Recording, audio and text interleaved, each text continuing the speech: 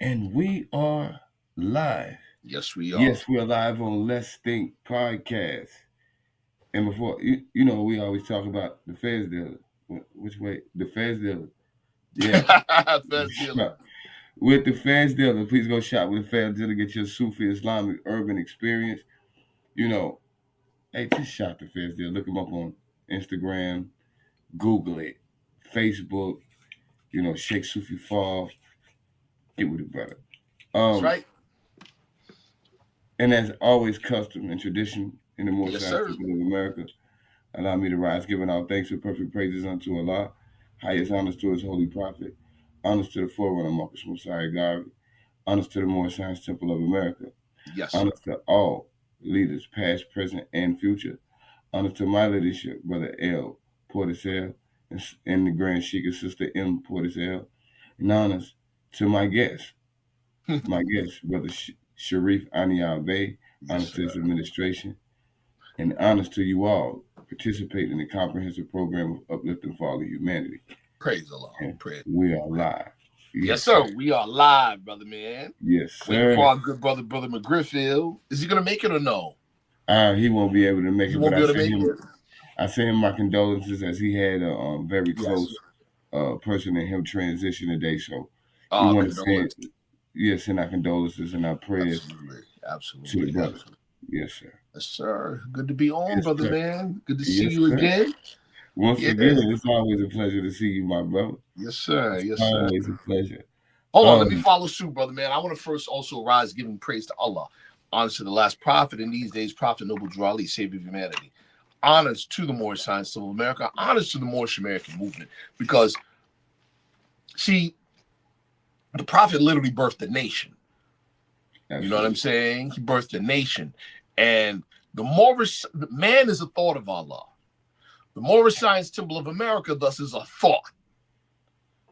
Absolutely. And regardless, like you mentioned, different administrations, different grand bodies, different groups, whatever, as long as we can, when we learn to see the movement and the organization as a thought, unity is a foregone conclusion. You and I are not of the same bodies, the same administration, but yet here we are on Let's Think podcast. Absolutely. You know what I'm saying? Absolutely. See? Absolutely. I want to give honors to my leadership, Brother R. Jones Bay, and his assistant, Brother A. Hopkins Bay. I want to give honors to the founder and the creator of Let's Think podcast, my brother. Absolutely. I want to give honors to his assistant, Brother McGriff, who's not with us today in the physical.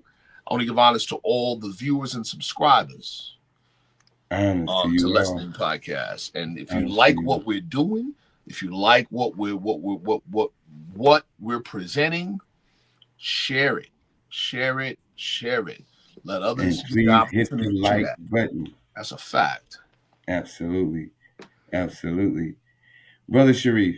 Yes, sir. Today we're dealing with a topic that has been widely discussed, especially in the Moorish paradigm, and also in other places, because this is a very pivotal point in American history. Yes. So, as we know, many have their opinions. Of course. As to, their perspective in the matter. Yes, sir. However, today, what we would like to do is truly touch on the subject in a way where we can bring clarity to those who may not truly understand. Absolutely. Because in many ways, more than one, this case, this history, is used. That's right. So we want to bring clarity to what was going on. Yeah. And yes, sir. How it, and especially, how does it affect us today? Because many would say or would think that this has no bearing on society or the social landscape as it's being presented to us today. Correct. In American society. Correct. So let's talk about it. Let's talk about it. And as we always say, We all can't be, we all can't be right, but it's a fact that we all can be wrong. Absolutely. Our prophet taught us, he said, if you have wisdom, communicate it to the ignorant for their instruction. Communicate it to the wise for your own improvement. Absolutely. So, to Allah be the praise, and all the good, the credit for the good goes to him. I can only take credit for the errors. Absolutely. That said, please, please, please research, dig it out for yourself. Maybe I made an error. Maybe I'm flat out wrong. You know what I mean? We Absolutely. all can be checked, but you got to be able to check me. How about that? And guess what? You can't check someone if you don't have a firm knowledge and perception of the topic that is There you being go. discussed. So, There you go. Also, and I'm not saying I can't be checked. Of course I can be. And this is another thing too. I'm not doing this. I'm not presenting what I'm presenting so people can look at me and say, Brother Sharif was right. I don't care one way or another about that. Absolutely. I care about, what I care about personally? Being on the side of the right. I don't own the right. No one has a monopoly on what's right. No one.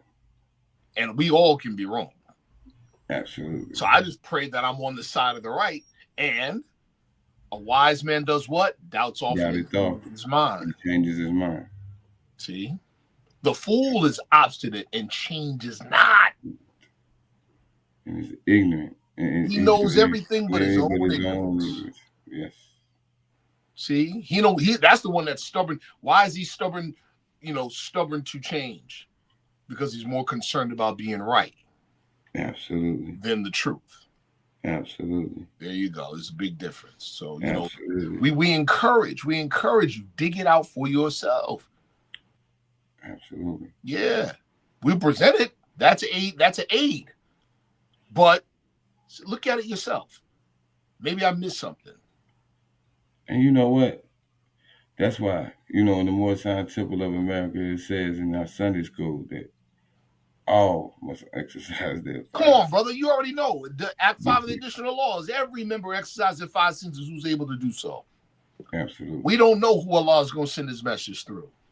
Absolutely. Absolutely. How does the Bible say it? Study to show thyself approved unto God, a workman that needed not to be ashamed, rightly dividing the word of truth. In other words, know what you're talking about. Absolutely. Invest in truth. Absolutely. There you go. There we go. Yeah, know what you're talking about. That's all. Yeah, and that's the problem, man. With in this internet age, yes. Everybody is able to create a platform, and everybody is able to spill and spew out of their mouths exactly what they want to. But however, we know that when the public has so much access to people as they do now, we have to be very cautious of what we allow to take root in our thinking. Right. So that's brother. That's why I'm very and I watch the news very, very, very scarcely, and I know I should watch more of it. You know what I'm saying? But at the end of the day, the propaganda and the things that are spewed, you know what I'm saying? This is, if you understand anything about marketing and promoting, bro, the media, your media is your most dangerous weapon. You know what I'm saying? Right. So, I try not to ingest too much of, that, but I try to be aware of what's going on in the world. Exactly. Also, too, here's the other part. Here's the other part as well. We have to have our own narrative lens to see the world through. Absolutely. We have to have our own psychological lens to see the world through, to process it so it benefits us. When you don't have your own narrative, you are victims and subjects to anyone else who has one. And that's what the teachings of the Prophet Noble Drew Ali did for That's us. what it provides us, bro. Exactly. Our Absolutely. own narrative. When the prophet said he desires, us to return back to the state of mind of our forefathers. That's what that means. The narrative of our forefathers, the perspective of our forefathers, the worldview of our forefathers, how we see the world. When you don't have that, you are. Then shout out to our Islamic brother overseas, Shahid Bolson. He made a point recently in a recent podcast appearance on his show where he said he was talking about Western indoctrination, Euro-Western indoctrination. He said Euro-Western indoctrination is inherently savage, but that indoctrination doesn't stop at Euro-Westerners. It also goes to their socio-political children. Woo! And he goes, and all involved have to consider that. We've all been affected. Yes. Question 69. What people represent the lower self? Those who were cast out of the holy city and those who accepted their teaching. That includes us. Absolutely. We accepted a wrong narrative. We accepted an artificial narrative, which did what? Created an artificial condition. So hence the prophet tells us, if I can just get you to think. You can save yourself. The presumption is what? You don't know how to think. You think just because there are thoughts in your head that you're thinking. A lot of and in this society, brother, we could say probably like 70% of the thoughts in people's heads are not even their own. They've been put there. How did Jesus say it in our literature? Your thoughts are wrong. Brother R. Jones Bey, my leader and teacher, you know how he said it? It's not what you think. Whoa. Yeah. Yeah. Not what you think. Absolutely. Let me see here. Let me load this presentation up too. Yes, sir. We get right to it. Let me see here. Give me a second. Just give me 1 second.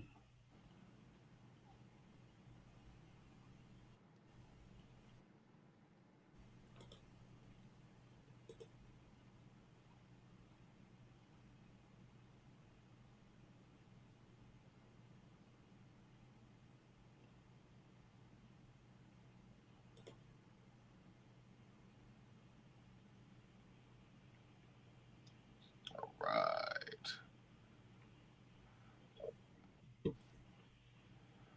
Okay. Back to our stream, y'all.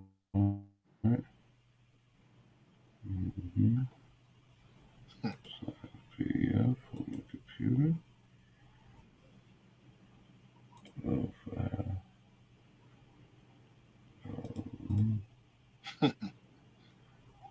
And here we go. Alrighty. Boy, I'm gonna tell you something, man. It's quite strange, right? Yes, sir. Well, there's no strange happiness. I'm not. Yes, sir. It's amazing that when ones are presented clear proof of a thing, that they double down on the lie that they were taught. Bro. Yeah. It's amazing. Yeah. It's absolutely amazing. Yeah. Yeah. This is a So very, you very... go these graphics, man. Bro. Oh, man. Yes, bro, sir. here you go. Man, here we go with these graphics. Let's go, man. Wow. You need to be doing the thumbnails. You need to be doing the thumbnails, dear brother. Yes, sir. What we got going on here? Yeah, brother. Yeah, I don't know. He do graphics too. Yeah, the brother's quite Yeah. You know what? It's so crazy. It looks way better on your screen. Bro. Bro. It looked, hey, yo, bro, it looked the same way on my phone. So, yeah, we ain't gonna just give credit to the computer. We not gonna do that. That came out pretty good, brother. Yeah, it came out nice. I can learn a few things from you. I'm paying attention. Yes, sir. Yes, sir. Yes, sir. But yeah, man, you before we even get into this, it's so we say that Noble Drew Ali is a prophet, and what do prophets do? Prophesy. And what is prophecy? Accurate foretelling of future events and future happenings. Right? What's the benefit of prophecy? You know what's going to happen, so you can properly prepare. Absolutely. But more importantly to me, what's important for prophecy is this. When you have foreknowledge of a thing, an accurate foreknowledge of a thing, especially if we're talking about shifts in narrative, shifts in consciousness, milestones in the human race. There you go. Paradigm shifts. Mm-hmm. If you have foreknowledge, your survivability increases. What do I mean by survivability? Many people check out because they can't make the shift when the shift happens. They can't change with change. You see what I'm saying? Like, I'll give you an example. If you're paying attention, I don't care if you're on the left side or the right side of the political aisle. Right now, in the month of November in 2025, you know what we're facing in this country. You know that we are no longer the unipolar superpower on the planet. If you're paying attention, you know we're not. And that is the root cause of a lot of internal anxiety domestically amongst us American citizens. We are not used to being the baddest rooster in the barn. We're not used to not being that. See? Yeah. We're used to being the top dog. We're no longer that. That is one of the biggest appeals of the idea of MAGA. The key word is what? Again. Again, that's the key word. Because it's an acknowledgement that we are not that thing. Absolutely. See? Absolutely. Yeah. This is what we're dealing with, people.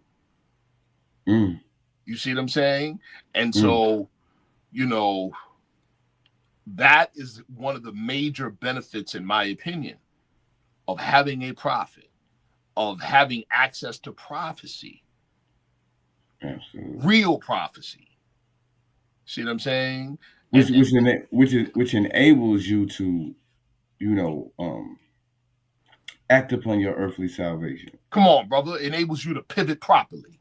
Absolutely. Right? Absolutely. Yeah. Yeah. That enables you to make the appropriate pivots.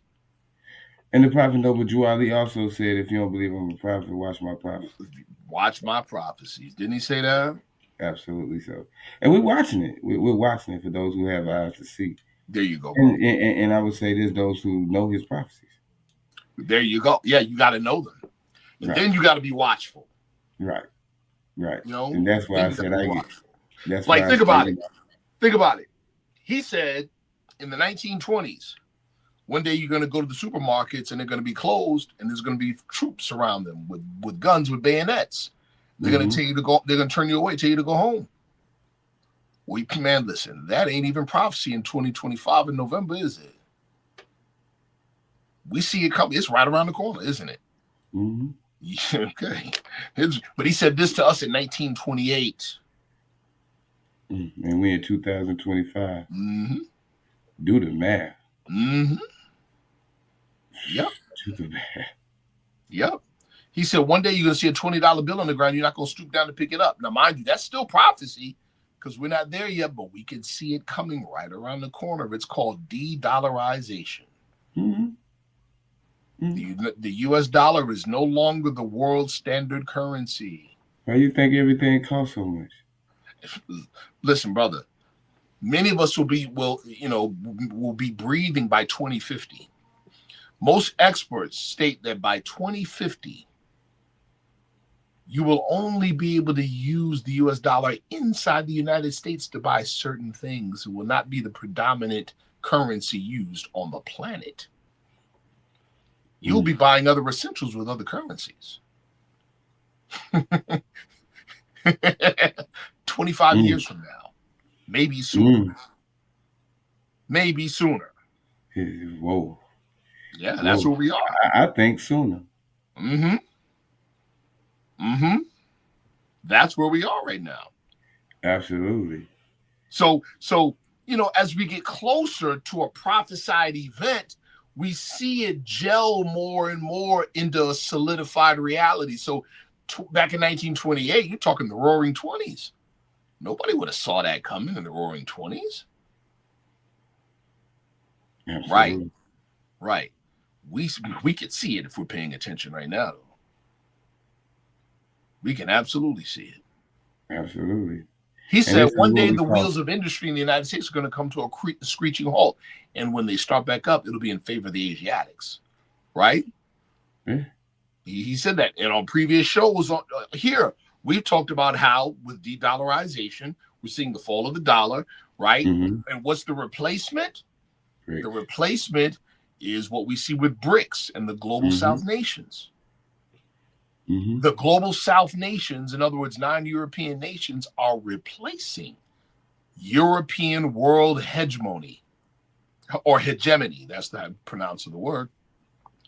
It's being replaced.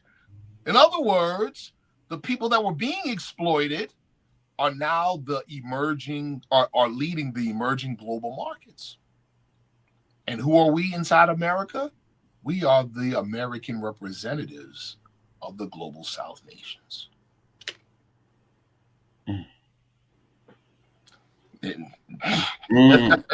Simple. It's simple, people. Simple. You know what? That's what they say, man. The truth is it's so plain that some people can't even believe it's true because it's so simple and plain. Because it's so simple and plain. You know what I mean? Because it's so simple and plain. And now, to get into our presentation, we're seeing, powerful interests in government openly challenge birthright citizenship. And now we're right on our topic. Openly challenge birthright citizenship, and they're test marketing it on immigrants, more specifically undocumented immigrants. Notice I said test market, right? A better word is normalization. To massage you into seeing certain things that you would normally call drastic, radical, as normal. Normalizing the abnormal. That's where we are. As soon as you start hearing challenges from at the higher levels of government to birthright citizenship, all you got to do is follow the bouncing ball back to the 1870s. All you got to do, and you see who the real target is. Yeah, you see who the real target is. Don't get caught with the smoke and mirrors, man. Please don't. Please don't. Please don't. We're going to get into a number of this. I'm very I'm excited about doing this presentation and having this discussion because it's needed. It's a needed discussion on something that is even more relevant now or is just as relevant now as it was during its contemporary 1857. See, we measure time in cycle ages. You know, we measure time in cycle ages. In other words, it's come back around. Better watch the motion of the pendulum. Tell him what? Yeah, it's come back around. See, it has come back around. All right, so let's just jump right into it. Dred Scott, the case of defining American citizenship and its relevance in 2025. Before we even go to the first slide, let's talk about where we are psychologically today. The quote-unquote African-American, the so-called African-American, and the American citizenry in general, whether we want to openly admit it or not, have been socialized into believing that the so-called African-American, at best, is constitutionally a second-class citizen. What does it mean to be a second-class citizen? Here we go. We have been socialized into believing that a piece of legislation made us citizens. Today is rumor control. Hence the 14th Amendment. There you go. We have been socialized into believing that the 14th Amendment made us citizens. And the key word is what you're saying is socialized into it. Oh, absolutely. Absolutely. We've been socialized into believing this. Now, mind you, this socialization is very persuasive. Why? Well, for a number of reasons. One of them is because it's a crucial part of the artificial history that comes with the artificial narrative that we've accepted about ourselves. And, and this narrative is also what's ruling society, and we can't forget that. Correct. It goes back like to an example that I gave before about racism. Part of our problem in addressing the issue of racism is that we don't address it as part of the social fabric. We address it like it's something personalized. So we're reduced to pointing at people and saying, you're racist, you're racist, you're racist. The fact that we're doing that demonstrates that we don't know what racism is. And we are totally helpless in addressing the problem, or ineffective in addressing the problem. You're not addressing the system. No, you're not addressing the system. Okay, you just said it. Racism is a component in the social system. It's just like the analogy. I give this analogy all the time. You're a scuba diver underwater. Shark pulls up on you. You know what's next. He's about to make you lunch. If the shark could talk and you could talk to the shark, and in your defense, you're trying to prevent the shark from biting you, you call him out. You're a water breather. The shark responds how? He says, what water? Ain't that what happens every time we point at somebody? You are a racist. They go, no, I'm not. And it doesn't even go any further than that. You're a water breather. You're right. You're a water breather. He goes, what water? Why does he say what water? Because he's been living in it all his life. He don't know the difference. Because that's his natural environment. All he's doing is accessing the natural environment. You're the dummy in the wrong environment to begin with. How about that? Right. So they socialize you into the illusion that there is a second-class citizen when there is no such thing. Hence, you're the scuba diver with a scuba suit. Yeah, you're water. That's not natural. Right. Okay. That's not natural. You are not in your natural environment, but here you are trying to make it your natural environment. See, Prophet Drew Ali, when he came, he didn't point at the European saying the European did this and the European did that. He didn't do that. He pointed at us, because charity begins where? In the home. You can't point at anybody else until you first fix yourself. He said the Negro problem is being solved only as it can. He said, the Right. European is helping me. Why not you? It's your problem. Right? Right. He said, I've traveled the South and it's my people that are doing the things that bring dishonor. Now that's out of ignorance because by and large, we don't know any better. Right. We don't realize that the water is not our natural environment. Think about it. You see what I'm saying? Yeah. So I say all that to say this relative to the topic. We came up in a social environment and a social conditioning to believe, well, to a greater or lesser degree, we claim to be part of the American social contract. But our lives and society at large tells us something different. You don't belong. Social, economic, political disenfranchisement. Right? Mm-hmm. So because of that, it's very easy in 2025 to tell our people you're not citizens. You can't be citizens. Understand? It's easy to tell us that. And the fact that it's easy to tell us that means what? Means the terrorism took effect. The effect of the terrorism. Remember, terrorism ain't for the people that get killed. It's for the people that remain alive. It's politically and socially themed violence. See? Engineered violence. There you go. Engineered to bring about a different political or social change. Absolutely. That's what it is.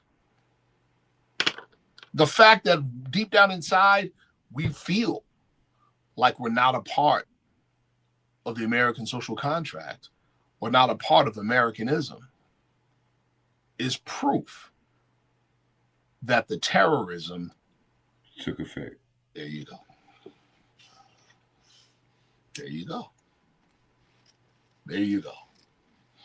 All right. So this is one of the defining cases. This case is super important, but it's also one of the most misunderstood cases, not just amongst lay people, but even in academia.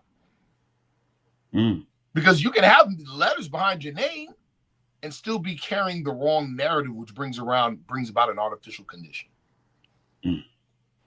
See? You be an educated fool. Brother, listen, I know many people that are very, very smart, very educated, let's say in Africana studies or African American studies, that still think that the beginning of the African transatlantic slave trade was around 1619. That still think that the African transatlantic slave trade began as commerce. It was war. Thank you, brother. That don't have any idea that there was an actual written official declaration of the African transatlantic slave trade, and that was in the year 1442 with the papal bull Ilias QA Pro Divini by Pope Eugene IV. And as you put it, it was a wartime tactic. See?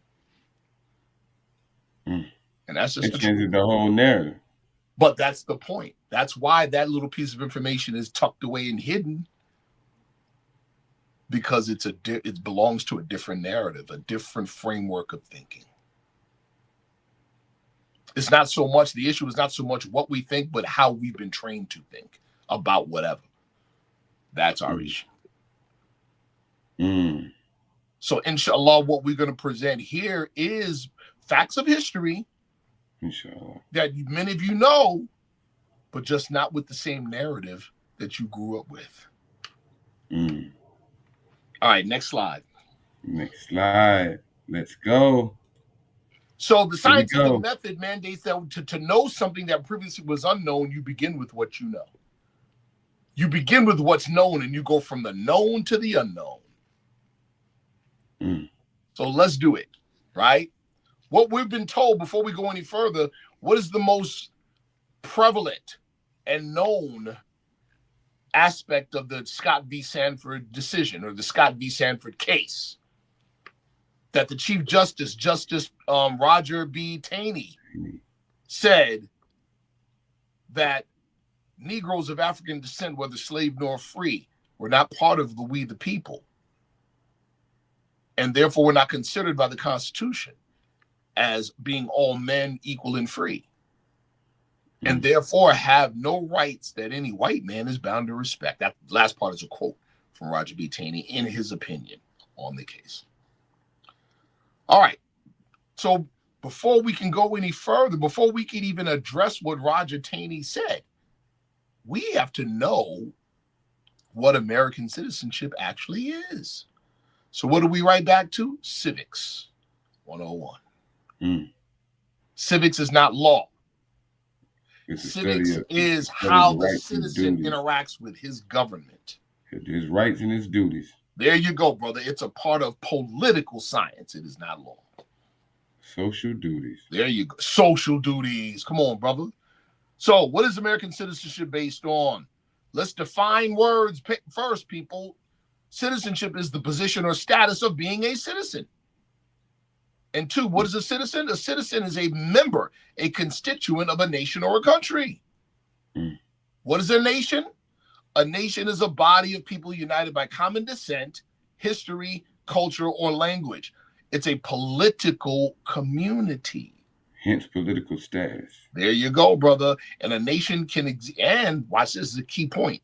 A nation can exist independently of a formal government. Palestine. Ooh, see that, brother?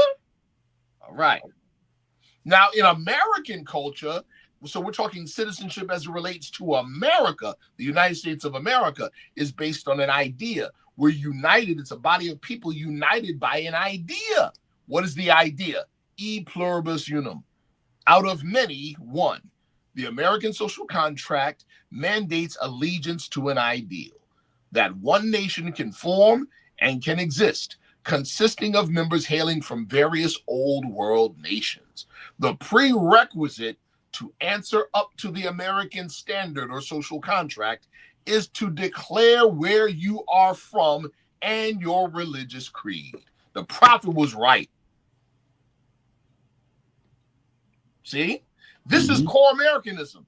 Let me ask you, where in this do you see color code race classification? You don't see it. There you go. So when Prophet Noble Drew Ali said, I'm going to help this government, he's acknowledging, and then with his teaching, according to all true and divine records of the human family, there is no Negro, black, or colored attached to the human race. What's he saying? Core Americanism is in line with divine principles. And that white supremacy came and hijacked it. Absolutely. Hence, there is no white man either. That's a fact. We don't play that color code thing. Why? Because it's an improper way of identifying human beings. Ain't no white people, ain't no black people either. Not socially speaking. And to do so is to employ what? Bad sociology. And to make it more specific, the whole white and black thing are the two immovable parts and framework of color code race classification, which is the mother of racism. Why? Because it's a caste system. Absolutely. Well, in a class system, there has to be someone who is in a perpetual state on the bottom. And there has to be. For there to be a superior, there has to be an inferior. And there is no, for instance, you have people all across the country talking about racism and wanting to abolish racism or wanting to deal with racism. And they'll speak about, well, we have to have a safe space where we can talk about racism. Well, if there are people at the table that claim that are identified as black or white, or that the table identifies as black and or white, then that is not a safe space because the caste system is right there at the table.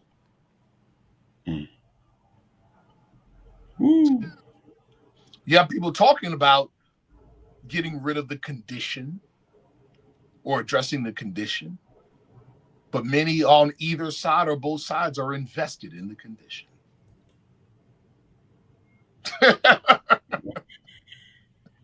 They're bro. invested. And that's, man. So this is myth busting, people. Let's get to it. Next slide.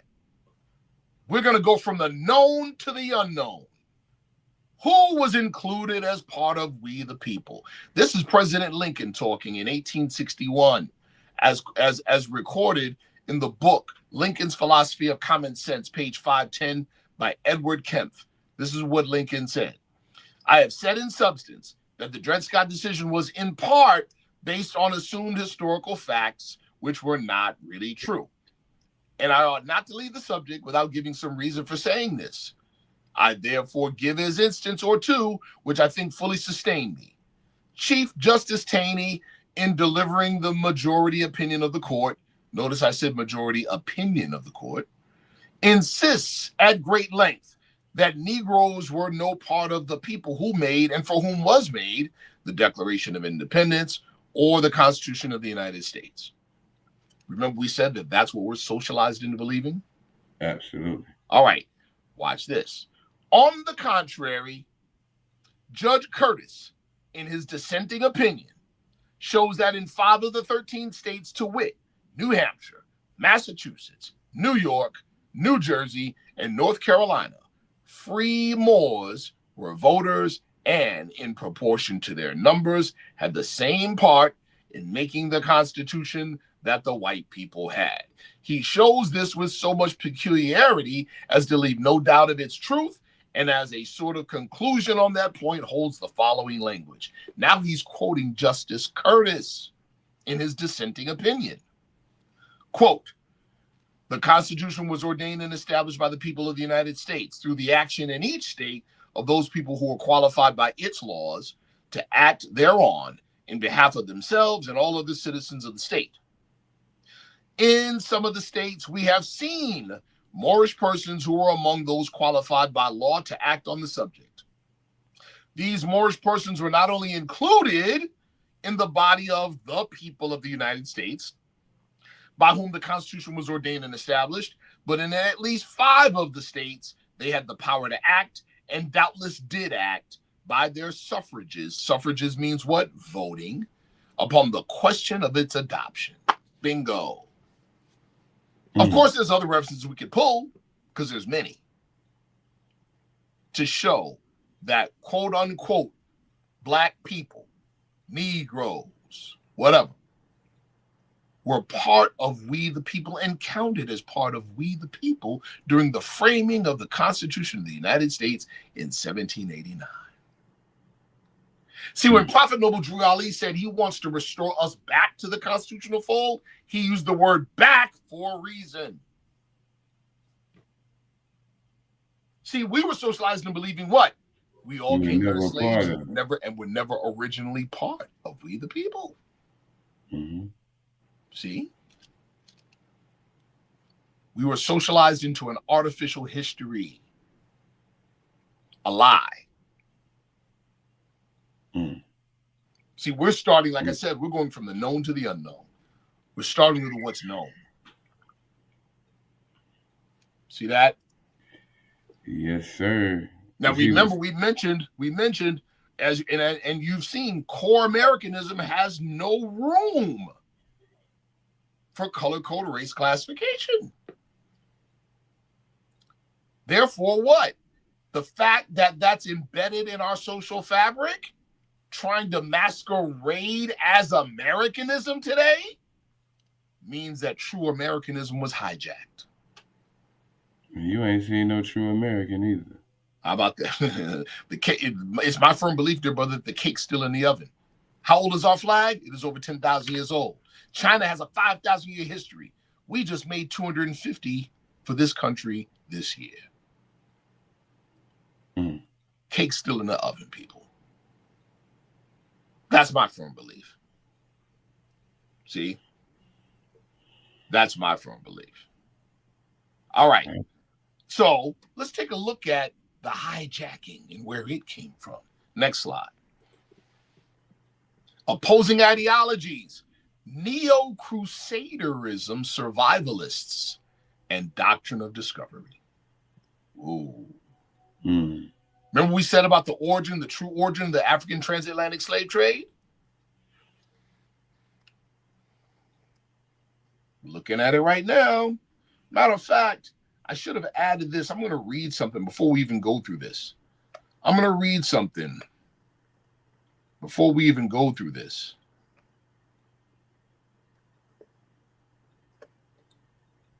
Yes. This comes from what I'm reading, was written in 1793 by a man named Jonathan Edwards.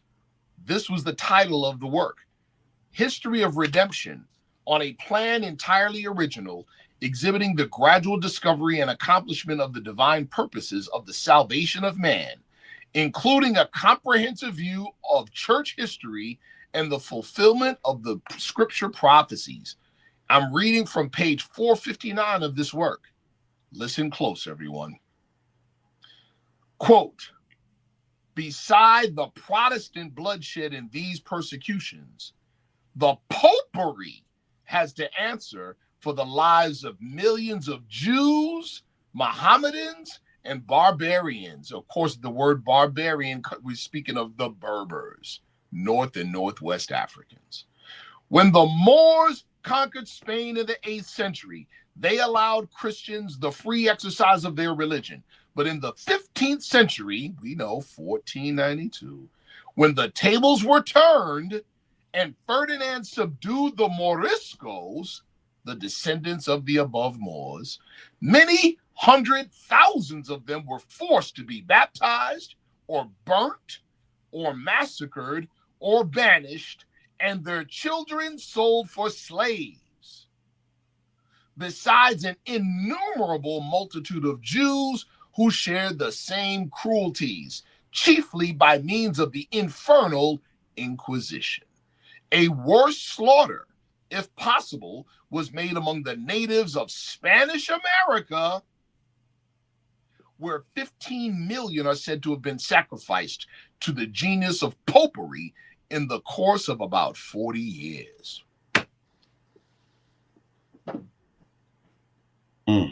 Bet you never heard that before, have you? Why have you not heard that before? Because it speaks to a narrative that's been hidden from you. That's why. It speaks to a narrative that you were not supposed to ever hear. All right. So in 1442, Pope Eugene IV authorized a Portuguese military order by the name of the Order of Marian Christ to begin raids on the west coast of Africa. That was the beginning of the African transatlantic slave trade. They called it a new crusade against the Moors.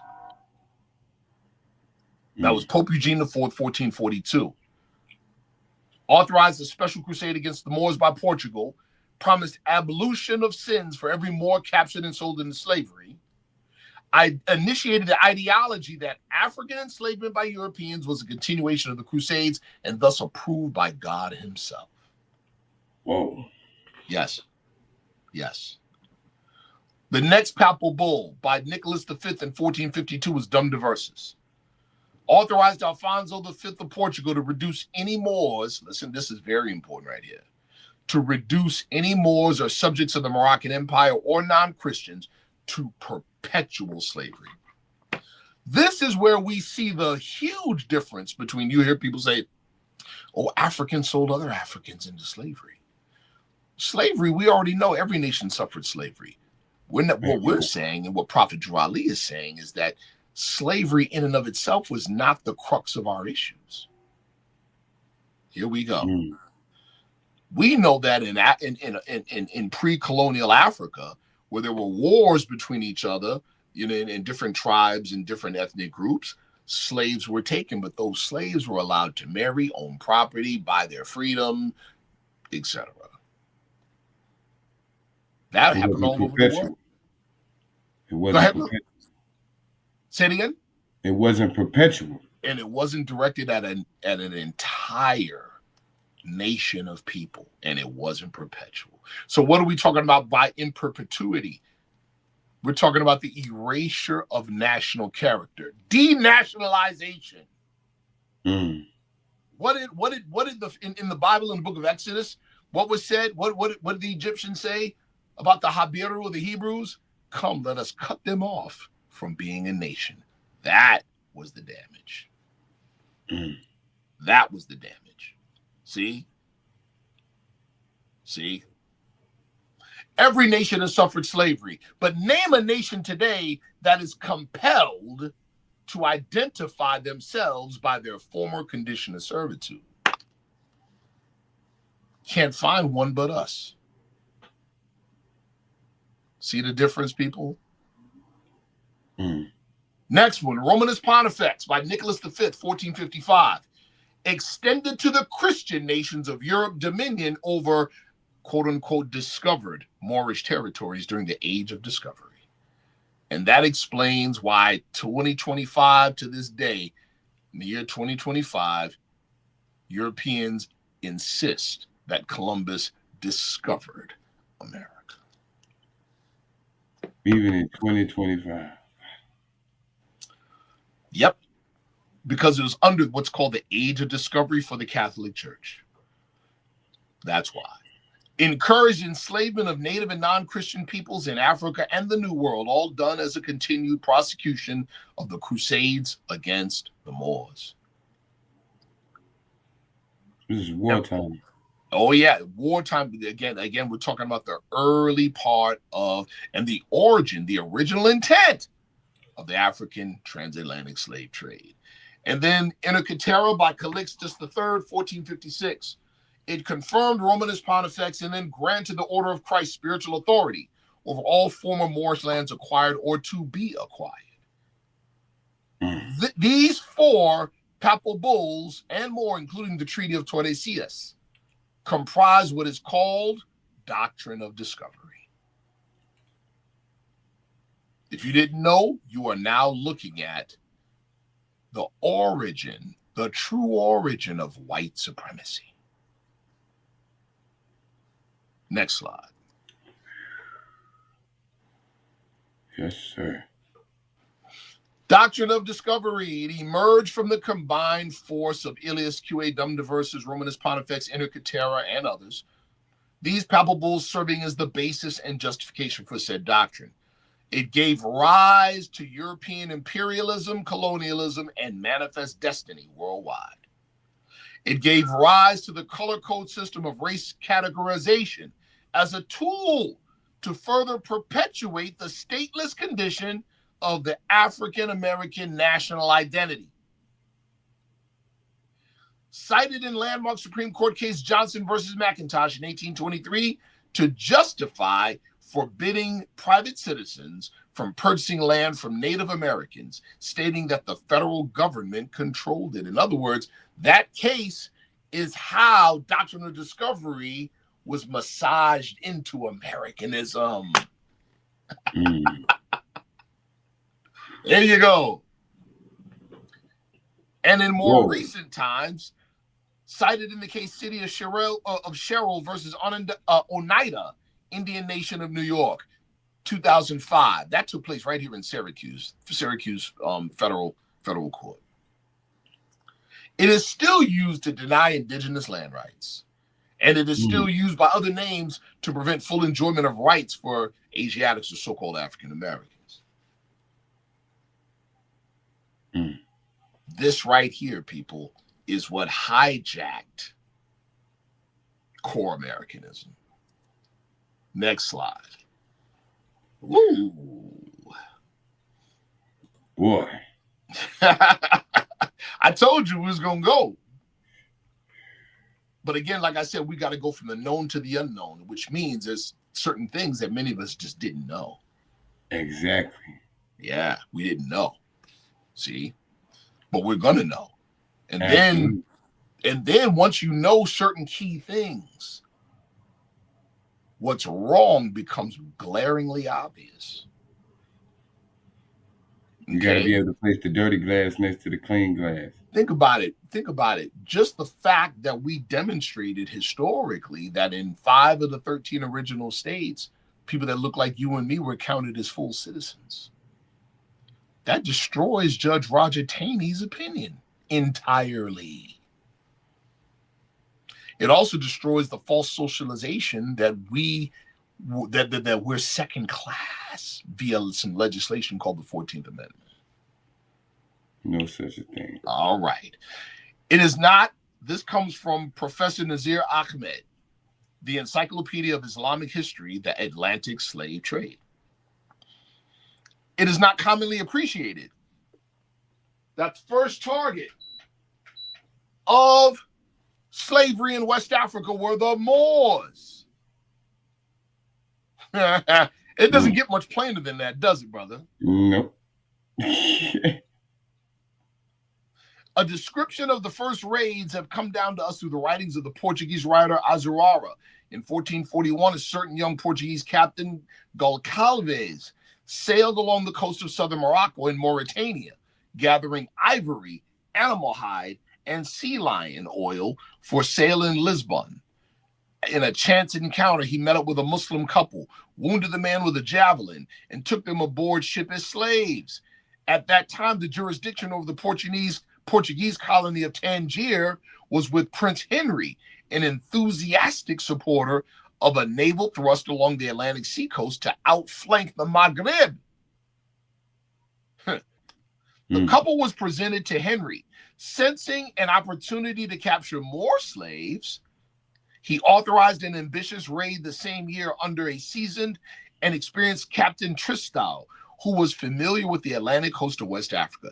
Captains Goncalves and Tristão netted more than a dozen Muslims and enslaved them. Elated, Henry wrote to Pope Eugene IV, who gave a decree that capturing the Moors as slaves was part of the crusade, and whoever sailed south in this pursuit would receive abolition of his sins. The year was 1442. This was the origin of the slave trade, which began with Portuguese piracy on the Moroccan coast in 1441. The process was systematized in 1444 when the Portuguese Lagos Company was chartered under the patronage of Prince Henry. How many people have heard this before? All right. Let's continue. The medieval popes claimed the right to dispose of conquered Muslim territories as well as the lands newly discovered by Europeans. The legal basis was the donation of Constantine. Under supervision of the Vatican, Spain and Portugal negotiated a treaty dividing up the world into spheres of influence. That's called the Treaty of Tordesillas. A papal bull sanctified the Treaty of Tordesillas. It placed the line of demarcation between Spanish and Portuguese territories, 370 leagues, approximately 800 miles, west of the Cape Verde Islands. West Africa, the Indian Ocean, and Brazil were allocated to Portugal. Spain received Europe, the Mediterranean, East Asia, and the Americas, except Brazil. See? This is an early and a more broad version of what, people? The Berlin Conference that carved up Africa in 1883.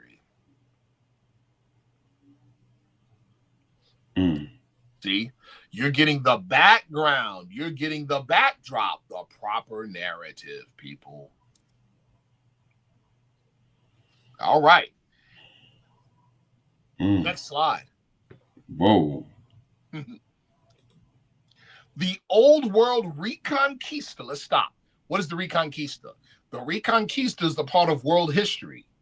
It's a period in world history, nearly 500 years, where the Pale Europeans in Europe were trying to retake Europe from the African ruling authority that ruled Europe for nearly 800 years. In history, it's called the Islamic Empire or the what? Moroccan Empire. This is world history, people. You just never saw yourself in it properly. So the Old World Reconquista effort hijacked core American values and continues to do so. You hear that? Continues to Absolutely. do so. That's what we're looking at. If you get the paper that you see on the right, you can Google it.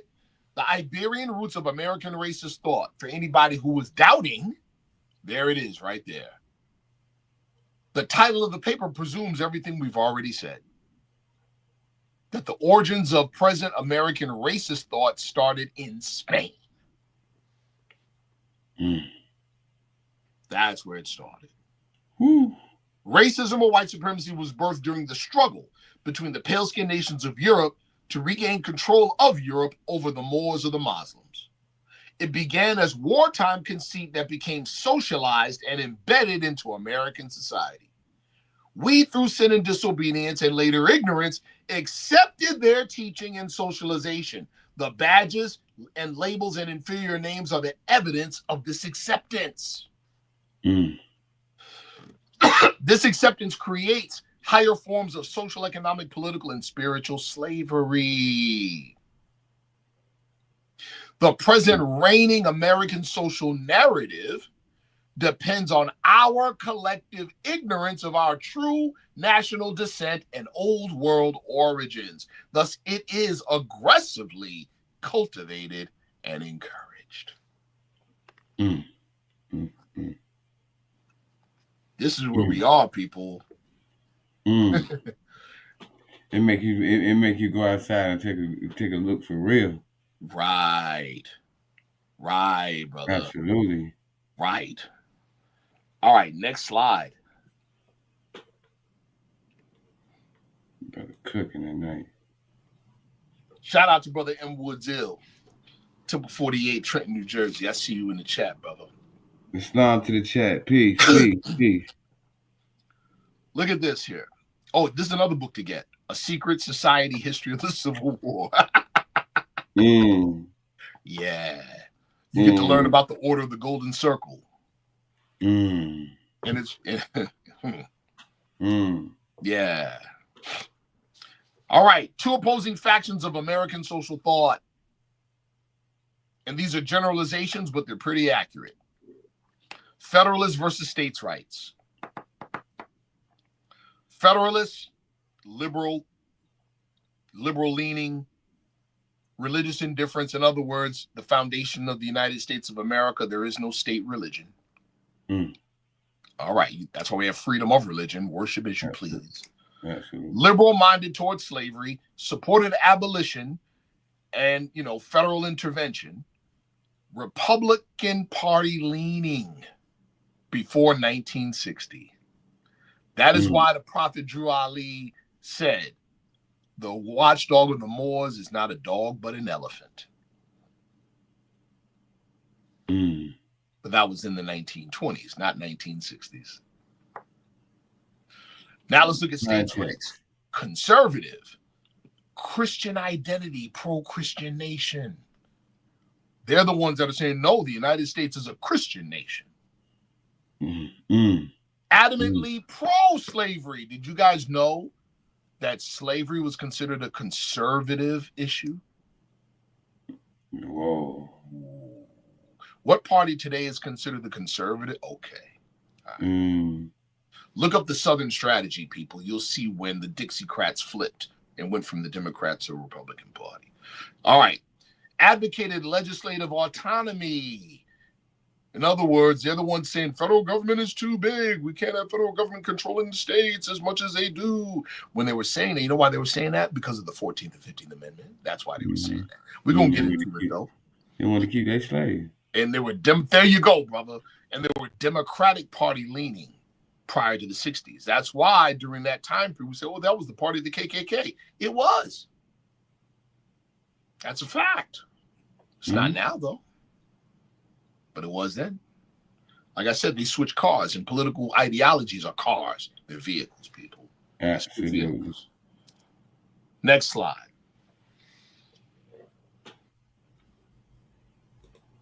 And now we could deal with the topic. You are fairly caught up. So now we can deal with the topic intelligently.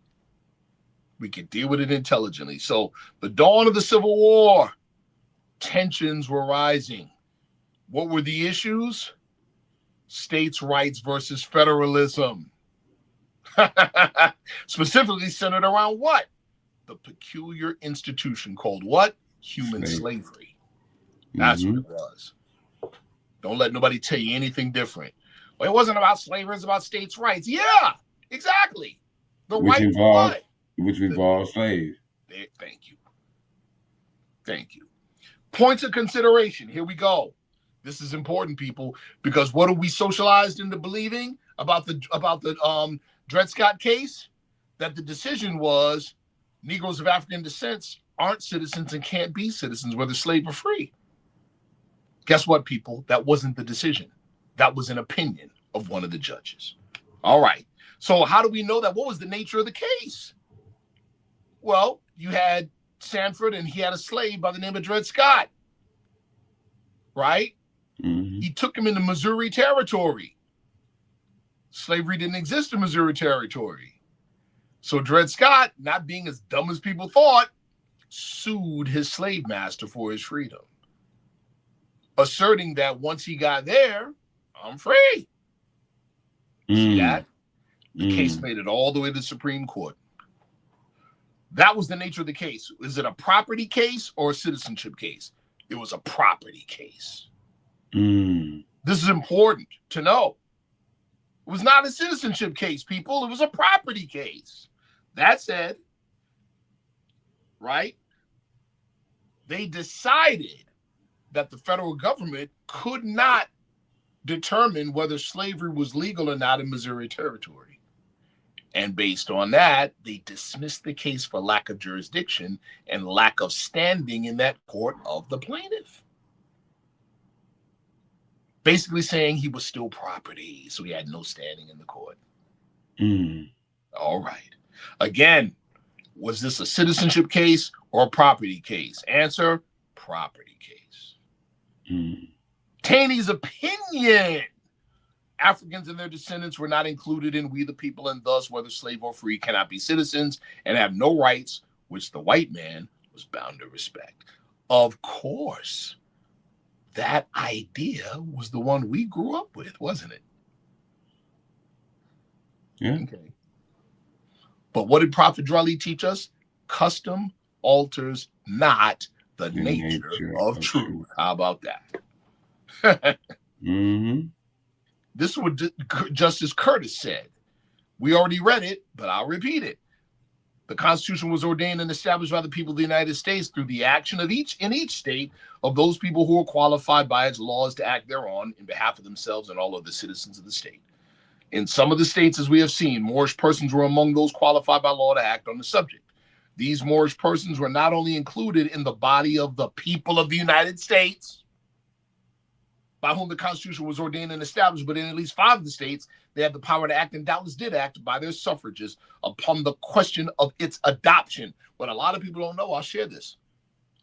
Justice Taney did his opinion. And then when Curtis wrote his dissenting opinion, Taney went and rewrote his. And then wouldn't let it be viewed until it was published. Why? Because Taney, remember, this was the eve of the Civil War. Taney was a Confederate. He was pushing the Confederate line. Okay, well, Brother Sharif, okay, well, if why was he mentioning citizenship and this, that, and the third, if it wasn't a citizenship case? There's a term in law. Look at the bottom of the page. Dictum. Let's look at it. In law is a judicial statement or what? Opinion that is not essential to the decision of the case and therefore does not set a binding legal precedent. Although not legally binding, dicta can be influential and carry significant persuasive authority. Ooh. A way of starting thinking. To see what happened to us? Socialized. Starting to see it now? You know what it's like, brother? It's like that new song that gets broke on the radio that sucks until you hear it 80 billion 11 times in the course of a week. You find yourself nodding to it and saying the words, huh? There you go. Garbage. Right. Garbage. Straight Yeah, it's all trash. straight basura. Right? Yeah. But a week from now, you're doing this. Oh, That's what happened to us with this situation, people. That's what happened. That's what happened. Like Malcolm X said, he said, when he was a youth, he'd been called, that N word so many times that He he thought it thought was that his was his name. name. Right. Yeah. Right. He thought it Yes, was his sir. name. Isn't that crazy? That's wow. That's Yeah. diabolical. That's diabolical. But I mean, it's the same case today. It really is. Ishmael-Bey, 5699. Excellent information. Appreciate you, brother. Islam. Yes, sir. Jeez. All right, let's go to the next slide. Now we move past the Civil War into the end of the Civil War. At the end of the Civil War, there were two major questions facing the nation. One, what are we going to do with the Southerners? And two, what are we going to do with the Negroes? Well, now we're looking at what the Union did with the Southerners. First, I want to preface this with the prophet's words. Prophet Noble Drew Ali said this: the 14th and 15th Amendments brought the North and South in unit, meaning brought the Union back together, placing the Southerners, who were at that time without power. Remember, in 1861, they seceded from the Union and tried to form their own independent nation. So it says, who were at that time without power with the constitutional body of power. In other words, brought them back into the Union. And at that time, 1865, the free national constitutional law that was enforced in 1774 declared all men equal and free. And if all men are declared by the free national constitution to be free and equal, since that constitution has never been changed, there is no need for the application of the 14th and 15th Amendments for the salvation of our people and citizens. In other words, the prophet is not saying that the 14th and 15th Amendments are illegal or unlawful. He properly contextualized their value. In other words, they weren't there to make us citizens. They were punitive. You hear what I'm saying? They were punitive amendments towards the Confederates. That was their purpose. Now let's go to the slide. 14th Amendment did not and cannot confer citizenship. It defined citizenship for the first time. You hear that? People, you have some people ask this trick question, and it's a trick question. What law makes you a citizen? Answer that question with this question. What law made the founding fathers citizens? And you end the whole conversation right there.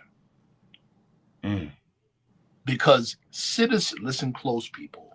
Listen close. A constitution is not law. What you talking about, brother?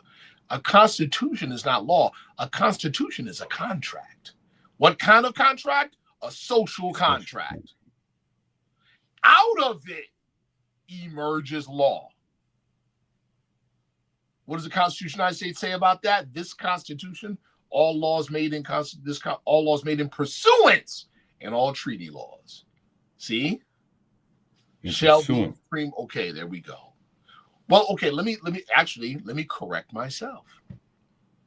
A constitution is a social contract that sets the foundation for law. In other words, it comes together by way of an agreement, a social agreement. That's the contract. You see? It comes together by way of an agreement. We, the people of the United States, in order to form, you see it. See? Do ordain and establish, not vote and do ordain and establish this Constitution. See that? We agree upon it. You know the phrase. We three do agree. There you go. Absolutely. Yes, sir. Yeah. When three or more is in my name, I'm in the midst, right? Yeah. Yes, All sir. right. So the 14th Amendment did not and cannot confer citizenship. It defined citizenship for the first time, and it affirmed birthright citizenship, because there's only one kind of citizenship, people. It affirmed birthright citizenship for all born here in the United States and subject to the jurisdiction. Now, you have people who hear that word subject to the jurisdiction. That makes you a slave. Well, okay. I guess your children are slaves because they're subject to your jurisdiction in your home. Am I right? I guess that makes me a slave whenever I come visit you because I'm subject to the jurisdiction in your home. Am I right? Subject does not mean slave. Subject means you have agreed to abide by certain rules. That is a cornerstone of basic civilization, people. Without us agreeing to be subject to a certain standard of rules, what do you have? You have gunfight at the OK Corral. That's what you have. Yeah. Let's just be adults about this, people. Absolutely. Be real. All right. Then the 15th Amendment affirmed the right of the formerly enslaved to suffrage. In other words, voting. In other words, it didn't give the right to vote. It guaranteed the right to vote. It guaranteed voting rights, the protection of such to those that were formerly enslaved. That's it. These two amendments were force ratified via the quartering of federal troops in the southern state borders to enforce them. This is history, people. They were part of the conditions the South had to accept in order to return to the Union. Now, here's something that a lot of people don't know. There was another thing enacted upon the Confederates. Their voting rights were temporarily suspended.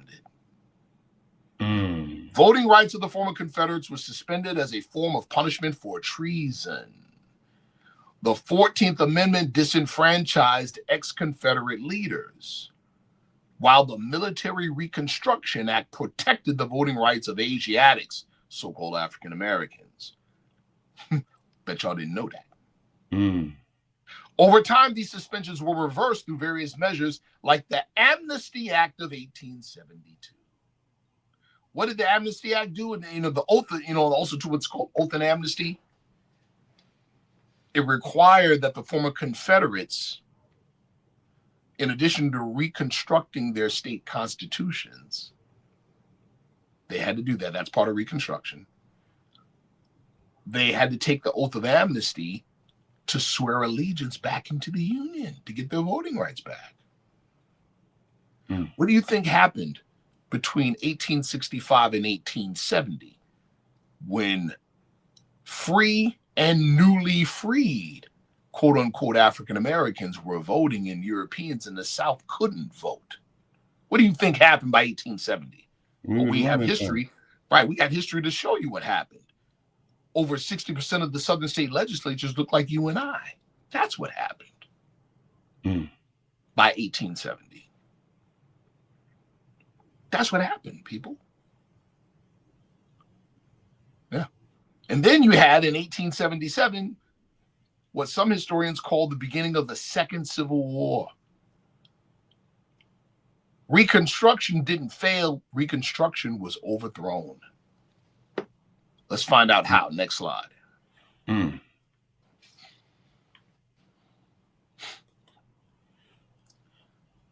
The Compromise of 1877. That's how.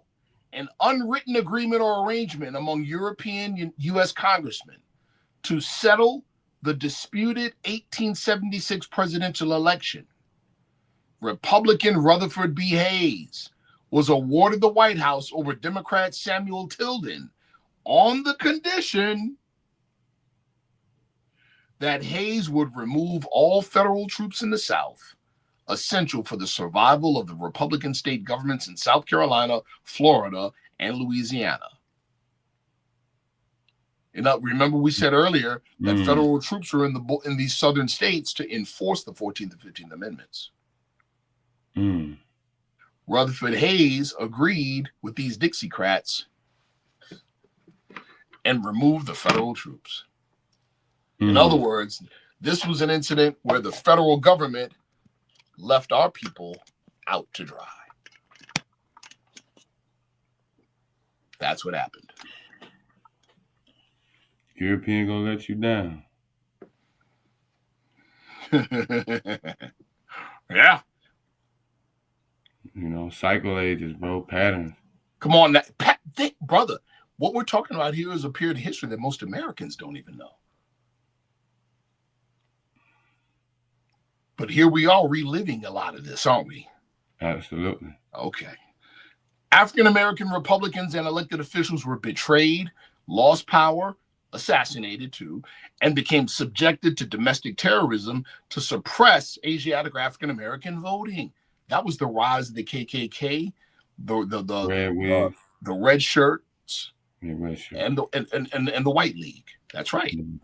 By 1905, nearly all Asiatic African-American men were disenfranchised by state legislatures in every southern state. In other words, what the federal government did to the Confederates did to us. We became mass disenfranchised people. We fell from the constitutional standard. Terms of the compromise included legislation to help industrialize the South to restore its economy upon the loss of slaves and the war, and the right to deal with Asiatics or African Americans without Northern interference. This is the origin of Jim Crow, people. Mass lynchings. Think about what we just drew the connections to. We've shown you the connection of what hijacked true Americanism that goes all the way back to what? The Crusades. Right. And the Spanish Inquisition. Torquemada. So you can now readily and easily see lynching culture as a continuation of the Inquisition. Which is why lynchings were announced during announcement period at churches. Whoa. See? That's why. Next slide. Whoa. You've seen this information before. We presented it here before, but now we get to see today. We're seeing the thought. What are we doing? Tracking the thought through time. The thought changes not. The way it manifests looks different, but the thought don't change. Absolutely.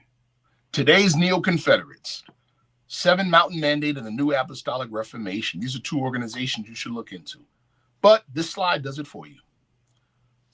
New Apostolic Reformation is Christian supremacist movement, advocates the end of separation of church and state, advocates change of the United States into a Christian nation, supportive of the Trump presidency. Key members, you see these people. Oh, boy. Oh, boy. Yeah. Yeah, boy. You see them. Oh, boy. Now let's look at Seven Mountain Mandate. Conservative Christian movement advocates dominionist ideology. In other words, a nation governed by Christians. Seeks to invade and control 7 spheres of societal influence. Those are your 7 mountains. Family, religion, education, media, entertainment, business, government. There you go. Control your whole life. Supportive of the Trump presidency. Key members. Look at the key members. Whoa.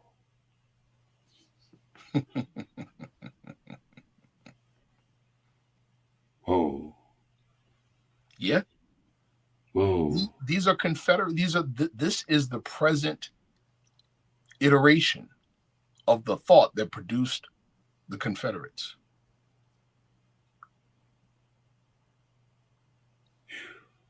And their direct connection to what?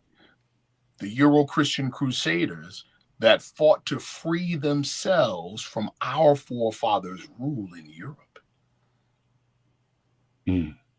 See, now we're talking the real narrative, people. Mm. All right, our last slide. Next slide. Bennett War. This ain't nothing new. This is centuries old. Yes, Lord. Y'all know who that guy is. That's Steve Bannon, who recently was doing a public presentation and was talking about hitting the gas so hard on their agenda. He's openly said that Trump is going to have a third term, and they already have a plan in place to make it happen. He said it. Now, whether that happens or not remains to be seen. But they got to play. And then he said this publicly. Publicly, he said, if we are not successful, many of us, including myself, are going to prison. He said that publicly. Yep. Now, who is he? American media executive, political strategist, and former White House chief strategist for the Trump administration. That's who he is. And in a book called The Devil's Bargain, Steve Bannon, Donald Trump, and the Storming of the White House, he says this, or he, not he, but about him. Bannon received an education steeped in classics and history. The Benedictine curriculum was traditional Western civilization or Catholicism. I'm sorry, traditional Western civilization presented in a context of Catholicism. Quote, we were all taught that Western civilization was saved 500 years ago in Spain when Ferdinand and Isabella defeated the Moors. The lesson was, here's where Muslims could have taken over the world. And here was the great stand where they were stopped. We were taught a worldview, a narrative. This is how Catholicism survived. I think that shaped all of us. But what Steve took away, I think, was a belief that you've got to be willing to identify the threat. When we were growing up, the threat was the atheist, communist Soviet Union. Now Muslims are trying to blow us up. Now keep in mind, people, that they're playing by old world rules. You just don't know the old world rules. And in the old world rules, there was no color code race classification. You were primarily identified by religious creed. So when that's what, see, so when you said Christian during the medieval era, the presumption you was what? They automatically thought European. Or pale skin. Pale skin. When they saw this skin, the presumption was what? You were Muslim. You're Muslim. That's the rules that are being played. Hence, all of these are Muslim. Hey, come on, brother. That's the rules that are being played by today by those in power. But this is kind of interesting. See, during the Civil War, they were states against the federal government. Now the states' rights guys are the federal government. Yeah. That changes, boy. That changes the game. They never Ted or the guy, not Ted, but I forgot his first name, but the last name was Budiansky. He wrote the book with the bloody shirt. You want to get the book. He remarked that the South only lost the war physically, militarily. They didn't lose it culturally. As a matter of fact, they've been fighting ever since. The fact that you have a MAGA is proof. The fact you have a Steve Bannon and a Stephen Miller is proof.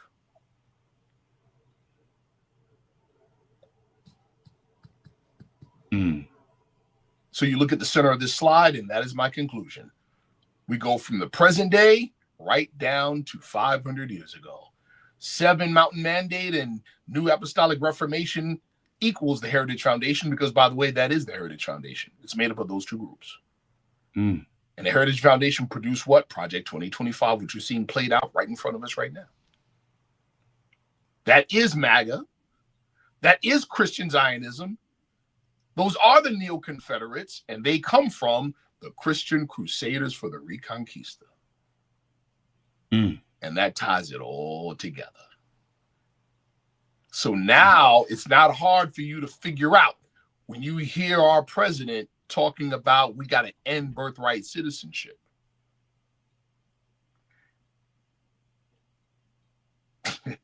Mm. And when he says that birthright citizenship was for the children of slaves, Mm. That's a and then they Confederate start mindset. applying this whole thing of birthright citizenship against undocumented immigrants. Now you see what we mean by that's the warm up. If he said that is for the children of slaves, He said and that. he He said trying that. to do away with it, that's 1 + 1 = 2. It's, it's pretty simple, isn't it? Nah, I got nationality problem. It's pretty simple. You see, it's pretty Yeah, simple. Yep. Once you man. have, see, that's the whole thing. We think, we have to learn how to think, right? Yes, But you have to be given the proper narrative and the proper shape for your thoughts. You have to be absolutely, given the proper narrative. You have to be given the proper information. absolutely. Once you have those, like you said, just follow the bouncing ball. 1 + 1 = 2. There you go. You see what comes next. It's not hard to see. Mm-hmm. It's not hard to see. Man, but Okay, so I know what some of you are thinking. The audience. All right. Well, then what do we do if this is the case? We already answered the question in the very beginning of the presentation by doing what? Giving you the proper narrative. yes. And when you're given the proper narrative, one of the things that you got to realize, right? We've been groomed to despise American citizenship. Why? Because we've been groomed to believe that Americanism is synonymous with Eurocentrism. Mm. We have to clean our own minds. Americanism is not color-based and never was. See? Mm. Man, And once you know the proper narrative and you've done the work on yourself to clean up your own thinking, now you have to live the life. And in living the life, you become the walking, talking exigent circumstance. You become the walking, talking kryptonite to the wrong narrative.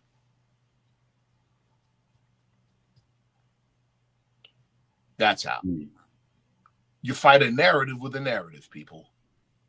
Like we said in the beginning, if you don't got your own, you're a victim to anybody else who has one of their own. that's an absolute fact. You better have yours.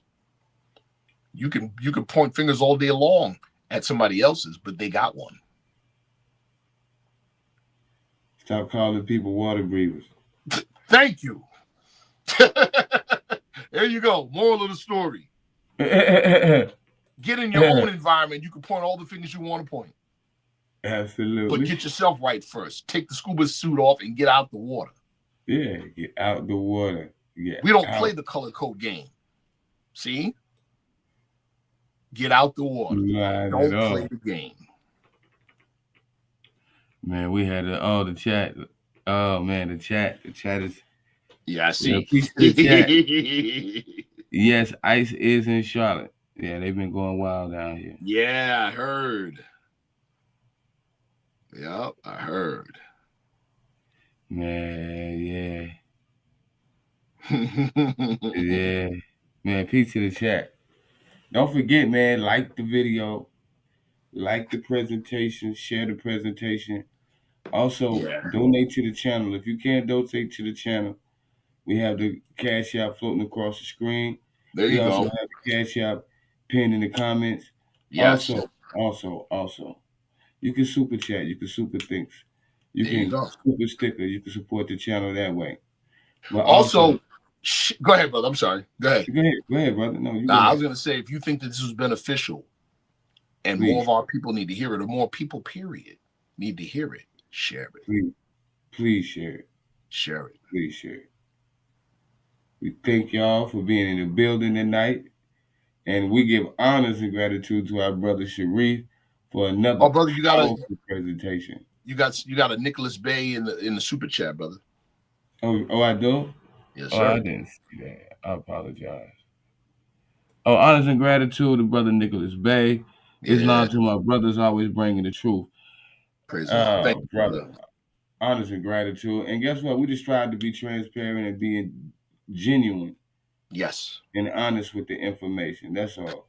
You know. And brother, I see brother M. Woodsill in the chat. He said, listen, this ain't just we're trying to hand out. That's why you see on the bottom of the first slide of the title slide, you see a phrase that says a Maxim Armory. We're trying to hand them things out. Yes, sir. Scholastically speaking.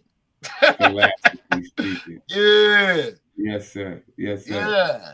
Yes, sir. We're literally trying to arm people with the right narrative and the right knowledge. Absolutely. That's it. So you can use it. Absolutely. You don't have to say thus saith Sheikh 7 or thus saith Sharif. You dig it out yourself. Absolutely. Yeah. Better to show that self-approval. Come on, Absolutely. brother. On the range, we call it zero sighting your weapon. Oh, man. Make it custom tailored for you. Absolutely. Yeah. Honors and gratitude to Creator the Boundless Universe for the $7 super chat. What is the reason or confusion that showing you nationality? Nationality card? Yeah, he's speaking about that's when a the great prophet question. said, It's a great question. The Prophet when the Ali prophet said, not to flash your card to Europeans, it causes confusion. There's been much confusion caused by members flashing their cards, right? It said your card is for your salvation. Absolutely. Fail to obey these orders will be a severe consequence, he said. Right? Why is it? Why does that cause confusion? First of all, ain't no power in no card flashing. Let's start with that. Absolutely. All right. And the card is a membership card of an organization. The power, if the card has any power, the only power it has is the power of the organization has. The influence the organization has. Understand? That's the power. It shows that you're a member in good standing of that organization. That said, and we have to live a particular life to have the organization in good standing with the brother, you hit it right on the government nose. in which we live. Meaning you got to live the life. Just flashing the card ain't gonna do nothing but get you beat up. and then it's, but more importantly, then it's going to give the wrong impression to the public that we're trying to reach. Oh, these guys think they better than us. Ain't that what a lot of people say about the Moorish movement already? Yes. I've been told that. Better than us. See? Meaning, when he said your card is for your salvation, in other words, worry about you. See?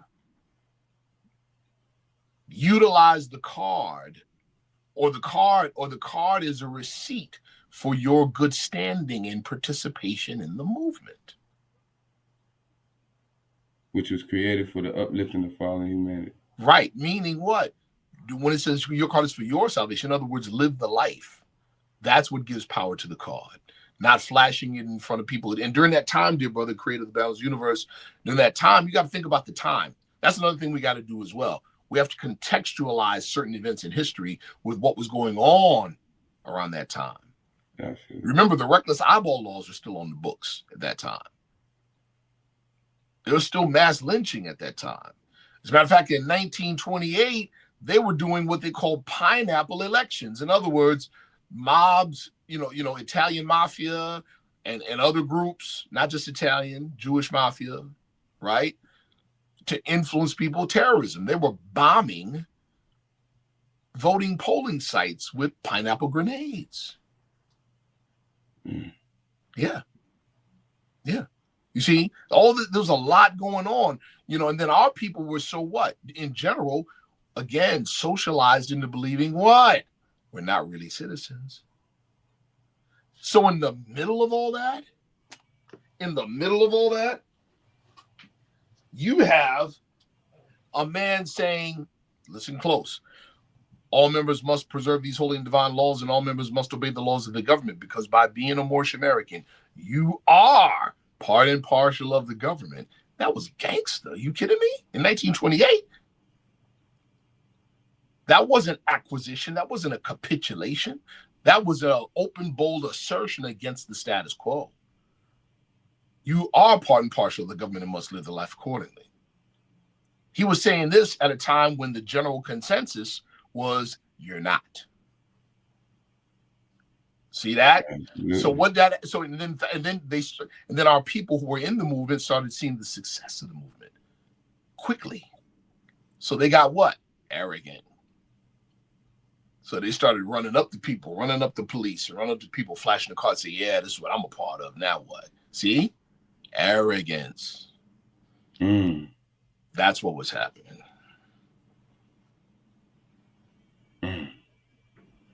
Islam. Gratitude for that bit of history. Yes, sir. Most definitely place things in context. Yeah. Absolutely, man. Honors and gratitude for Creator the Boundless Universe. That was a good and question. Brother Nicholas Bey for those the super chat and the questions. Yes, most definitely. Absolutely. What we got? Islam. Yeah, Islam. Yeah. Honors to the chat again. Honors to the chat. Always appreciate it. Yes. Love your participation is always appreciated. Yes, sir. Listen, brother, I gotta run. Absolutely, I have to as well. Yo, this was a serious. Yeah, we're gonna keep it up, and we're gonna turn it up for real. Absolutely, we got one coming for y'all. And I know my brother's gonna cook it up for y'all. Don't tell We're gonna be quiet about that one until the promo starts, and we can pretty much guarantee that you're really gonna love this one. So that's a fact. And you don't even know this. I got a call today about and part of the conversation was that subject. Turns out that this particular individual is initiate in a particular West African tradition, and they use the exact same symbol. Oh, you might want to come on with us and discuss it. Let's do it. All right, say no more. Let's do it. That'll be beautiful. Yeah. Let's do it. Absolutely. Absolutely. Oh, now you got my wheels spinning. Yes, yeah. Let's get it. Absolutely. Yeah. Absolutely. I know you got to go. Yes, sir, man. I definitely got to get up. Brother, I appreciate you. I appreciate you. Thank you for putting this platform together, and thank you for making space for me and my comrades. I appreciate it. Hey, yo, brother, man, I thank you.